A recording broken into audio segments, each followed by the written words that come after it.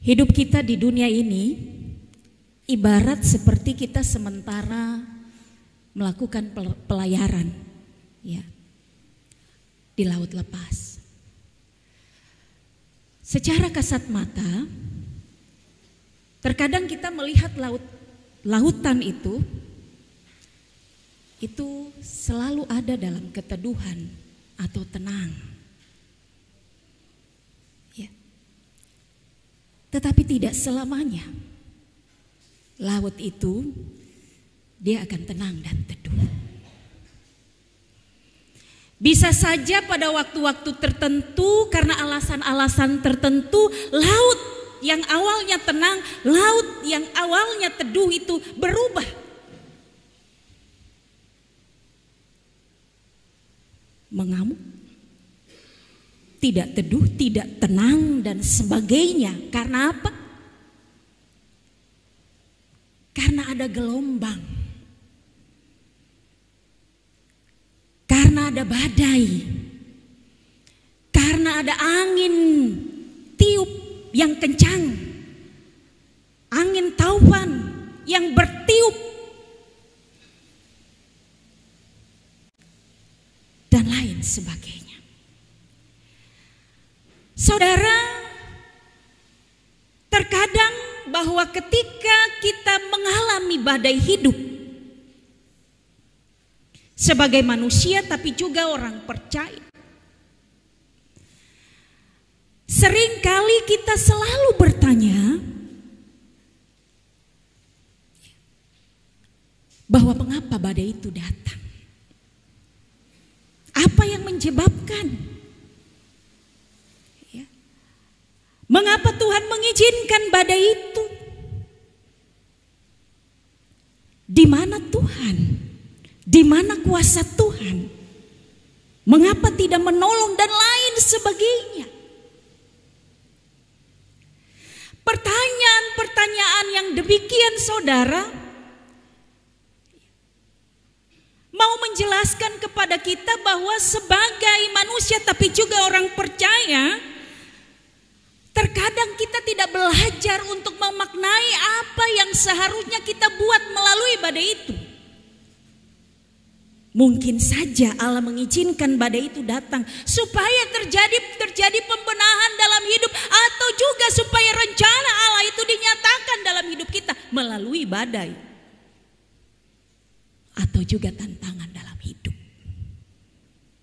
Tapi terkadang kita tidak berpikir sampai sejauh itu. Yang kita pikirkan hanyalah bahwa segala sesuatu yang terjadi itu mestinya sejalan, seirama dengan apa yang menjadi keinginan kita. Kalau bisa tidak ada badai dalam hidup, tidak usah ada tantangan. Ya, hidup kita adem-adem saja dan lain sebagainya. Tidak demikian, saudara. Selama kita masih ada di dunia ini, siapapun kita, dari anak-anak sampai kepada kita yang sudah lansia pun, ketika Allah berkehendak, ketika Allah mengizinkan tantangan, ujian, kesulitan itu ada, maka mari kita terima semua hal itu dengan hati dan jiwa yang besar, ya, tanpa harus protes, tanpa harus berontak, tanpa harus mempersalahkan siapa yang bertanggung jawab terhadap soal-soal ini. Sebab belum tentu apa yang terjadi murni atas andil Tuhan. Bisa saja apa yang terjadi juga mungkin karena andil-andil kita sebagai manusia yang ingin, ya, mengharapkan sesuatu lebih dari yang seharusnya, sehingga bisa saja kita melakukan hal-hal yang tidak berkenan dan memuliakan Tuhan, yang mengakibatkan badai itu dia datang. Saudara, itu juga yang terjadi dalam kehidupan Ayub. Ayub berkeluh kesah, Ayub bertanya, Ayub berseru kepada Tuhan. Ketika dia mengalami banyak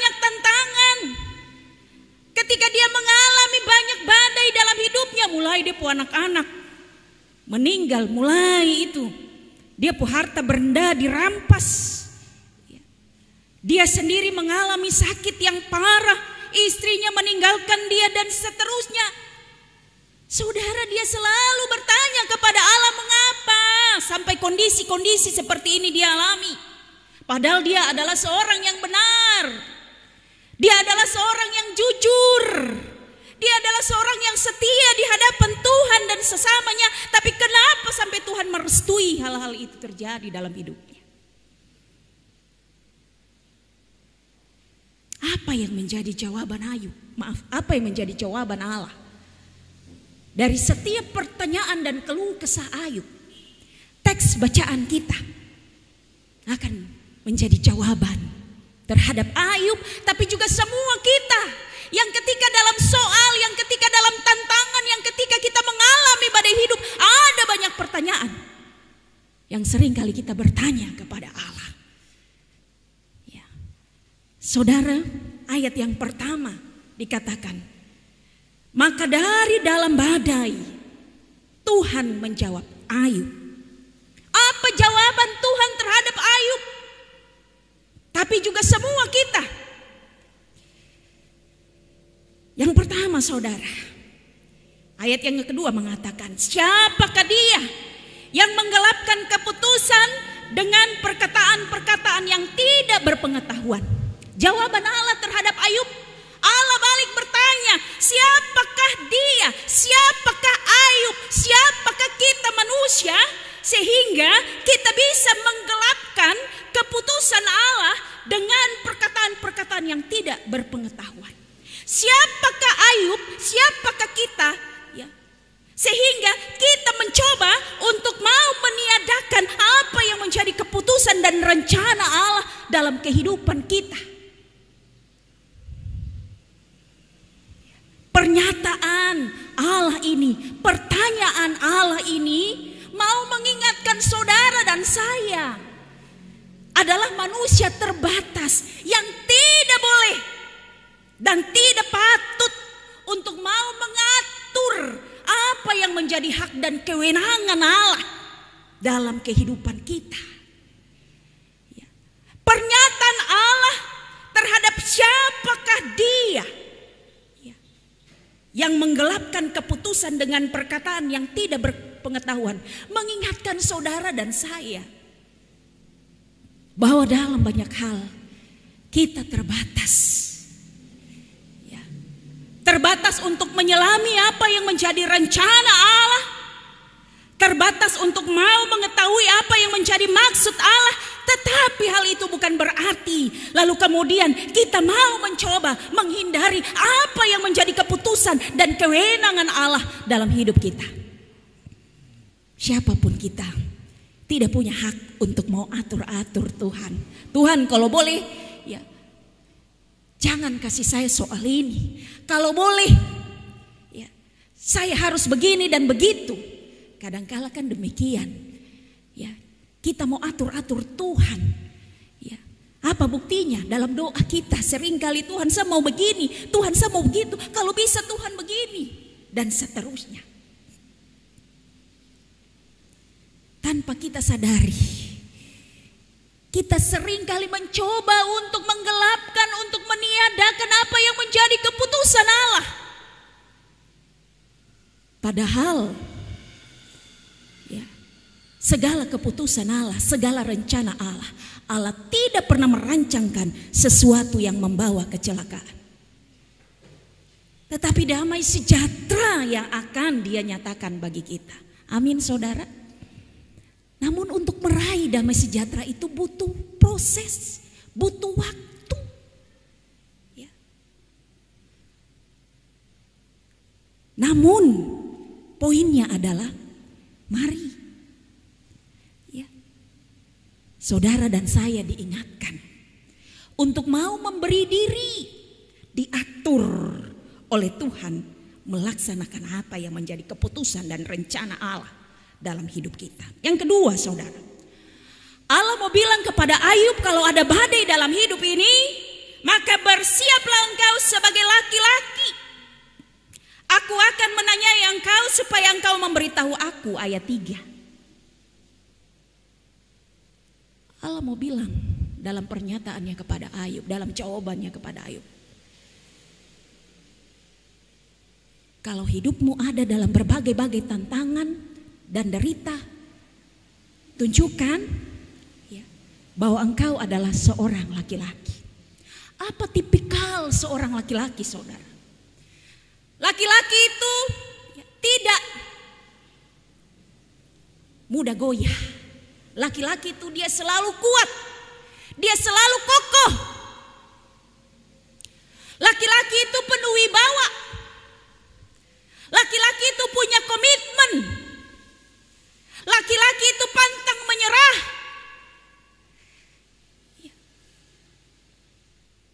Dan laki-laki segala sesuatunya berpikir dengan logika. Kalau perempuan lebih banyak bermain dengan perasaan tapi tidak dengan laki-laki. Segala sesuatunya berpikir secara rasional. Tuhan bilang kepada Ayub, Tuhan bilang kepada kita, mari ketika ada soal, ketika ada tantangan, ya, tunjukkan bahwa kita adalah orang-orang yang kuat. Jangan cengeng, jangan mudah menyerah, jangan mudah putus asa.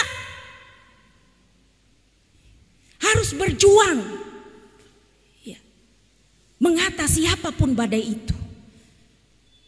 Harus punya komitmen bahwa saya mampu, saya sanggup, saya bisa untuk menghadapi ya, setiap badai itu. Karena apa? Karena kuasa Tuhan akan bekerja dan menolong serta membuka jalan bagi saya. Selanjutnya saudara, ayat 4 hingga ayat yang ke-10 mau menjelaskan kepada kita tentang bagaimana Allah mau menunjukkan kepada Ayub bahwa dia berkuasa. Berkuasa terhadap alam ini, berkuasa terhadap hidup kita manusia, tetapi juga berkuasa terhadap segala sesuatu yang terjadi dalam kehidupan kita. Kalau Allah kita berkuasa atas segala makhluk ciptaannya di muka bumi ini, termasuk saudara dan saya, akui kemahakuasaannya, beri ruang supaya kuasanya bekerja, supaya kuasanya bertata, supaya kuasanya mengambil bagian dalam hidup saudara dan saya. Dengan cara apa? Supaya kuasa Allah bisa terus bekerja dalam kehidupan kita. Tunduk dan takluk untuk mau terus memberi diri kita, hidup kita dikendalikan oleh kuasanya. Bukan sebaliknya, kita mengendalikan akan kuasa Tuhan. Tidak saudara. Karena yang tadi poin yang pertama dibilang kita terbatas, tapi Tuhan tidak. Dan mestinya kita memberi diri untuk dikendalikan, dituntun oleh kuasa Tuhan. Dan yang terakhir saudara, ayat yang ke-11, Tuhan mau bilang kepada Ayub, ketika aku berfirman sampai di sini boleh engkau datang, jangan lewat. Disinilah gelombang-gelombangmu yang congkak akan dihentikan. Ada titik di mana Tuhan mengingatkan Ayub bahwa stop sombong, stop egois, stop mempertahankan keangkuhanmu. Di mana letak keangkuhan Ayub sehingga Allah mengingatkan dia untuk tidak boleh lagi tinggi hati, tidak boleh sombong, tidak boleh congkak.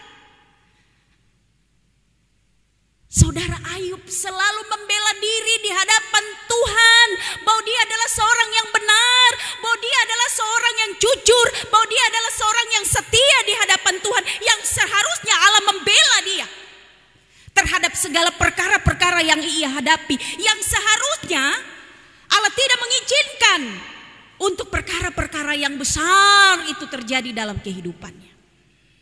Ini letak kecongkakan Ayub, tapi juga terkadang berlaku dalam kehidupan kita.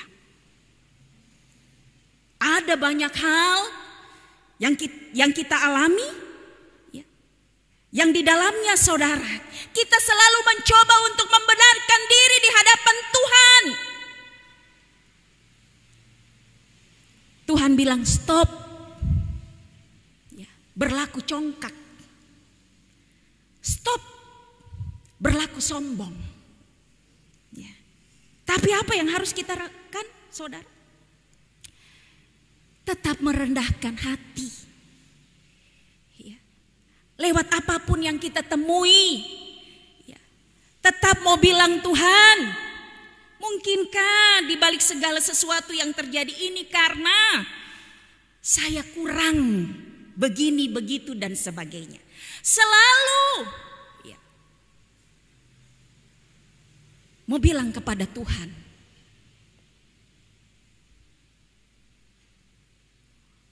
untuk mau tetap memiliki hati dan hidup yang rendah hati.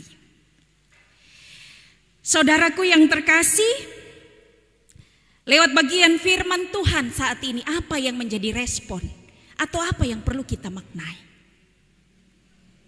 Hal yang pertama saudara, kita perlu akui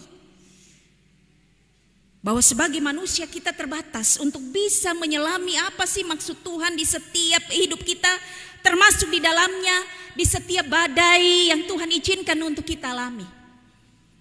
Tapi keterbatasan kita untuk mau menyelami maksud Tuhan di balik semua itu bukan berarti lalu kita mencoba untuk mau meniadakan keputusan dan rencana-rencana Tuhan itu dalam kehidupan kita. Tetapi keterbatasan kita ya, mendorong kita untuk mau terus memberi ruang kepada Tuhan, kuasa Tuhan bekerja bagi kita supaya kita bisa mengerti dan memahami, oh, lewat badai ini, lewat tantangan ini, lewat soal ini, Allah menghendaki seperti ini dalam hidup saya. Allah menginginkan rencana-rencana Allah ini terjadi lewat saya dan seterusnya. Ya. Yang kedua saudara, kita diajak ketika ada badai hidup, maka tampillah, tunjukkanlah bahwa saudara dan saya bisa selalu kuat, bisa selalu tetap teguh, tidak mudah goyah iman kita karena soal-soal itu. Tunjukkanlah kepada semua orang, tapi juga kepada Allah, di setiap Allah apa yang Allah restui dalam kehidupan kita, kendati pun itu sulit dan sukar, bahwa bersama Dia kita mampu untuk bisa mengambil sebuah keputusan, mengambil sebuah komitmen, bahwa lewat soal ini, lewat tantangan ini, saya harus lebih dekat kepada Tuhan dan ajaran-ajaran Tuhan. Ya. Teks ini mau mengajarkan kita untuk jangan cepat menyerah dan putus asa, tapi lawan dan harus tetap maju untuk bisa mengatasi soal-soal itu. Karena apapun badai itu, saudara, ya, tema kita katakan bahwa ya, Yesus mengubah badai menjadi berkat, dan subtema Yesus Jurumudi Agung. Artinya apa?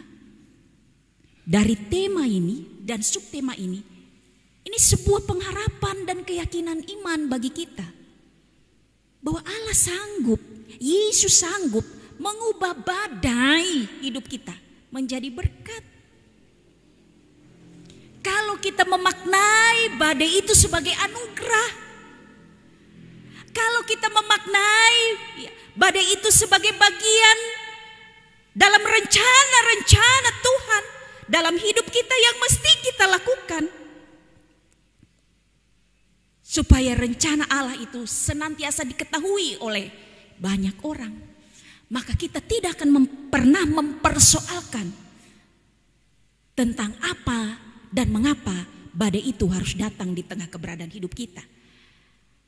Tapi kita akan meyakini, ya, badai itu akan Tuhan ubah untuk menjadi berkat bagi kita.